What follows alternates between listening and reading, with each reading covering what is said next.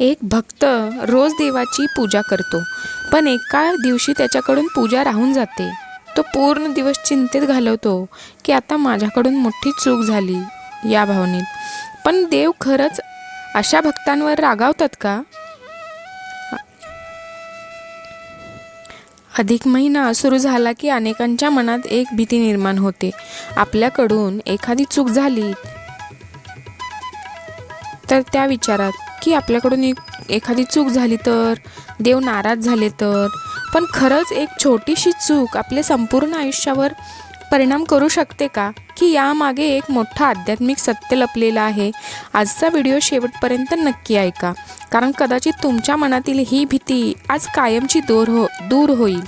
आणि अधिक महिन्याचे खरे रहस्य काय आहे, चला आज जाणून घेऊया. कधी तुमच्या मनात हा प्रश्न आला आहे का की अधिक महिन्यात एखादी पूजा राहिली, एखादा नियम चुकला किंवा न कळत काही चुकीचे झाले तर त्याची शिक्षा आयुष्यभर भोगावी लागते? देव खरंच नाराज होतात का की आपल्या मनातील भीती आपल्याला त्रास देते? आज आपण जाणून घेणार आहोत अधिक महिन्याचे असे रहस्य.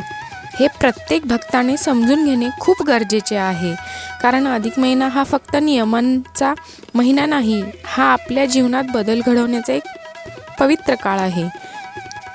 अधिक महिना म्हणजे भगवान विष्णूंना समर्पित केलेला पवित्र काळ.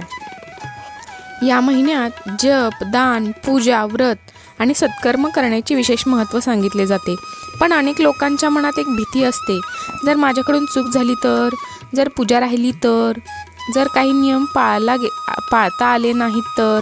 आणि हाच गैरसमज दूर करणे आज खूप गरजेचे आहे, कारण देव फक्त बाहेरची पूजा पाहत नाहीत, देव आपल्या मनातील भावना पाहतात. कल्पना करा, एक आई आहे, तिचे मूल दिवसभर काम करून थकले आहे. मुलाने आईसाठी फक्त एक ग्लास पाणी आणले. आई त्या पाण्याची किंमत पाहणार नाही, ती आपल्या मुलाचे प्रेम पाहणार. तसेच भक्ताने केलेली छोटीशी सेवा, छोटीशी प्रार्थना, मनापासून केलेला एक नमस्कार देवासाठी खूप मोठा असतो. पण अधिक महिन्यात कोणत्या चुका टाळाव्यात याची माहिती आपल्याला असणे गरजेचे आहे.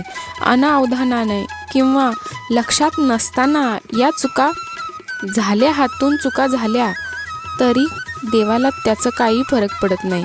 पण मुद्दामून करत राहिलो, सतत करत राहिलो तर.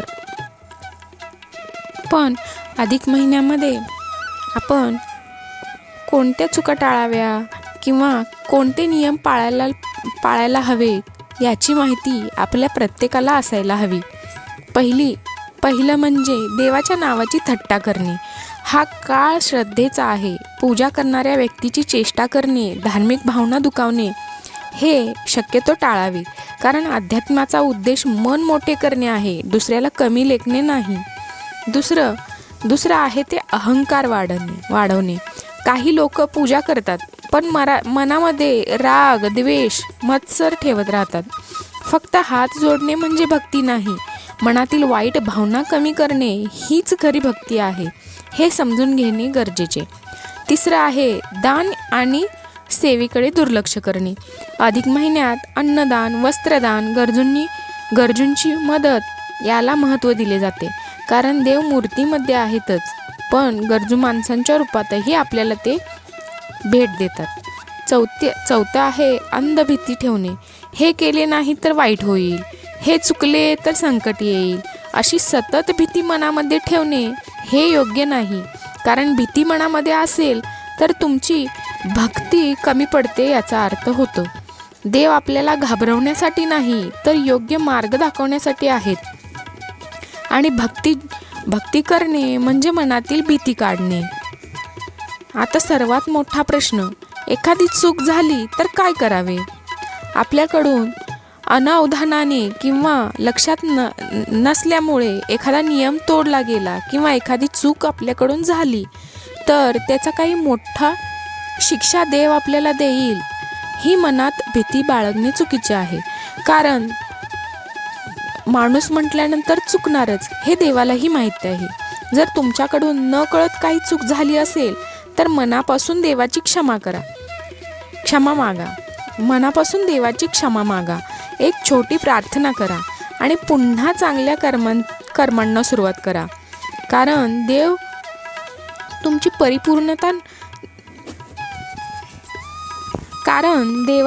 परिपूर्णता नको असते.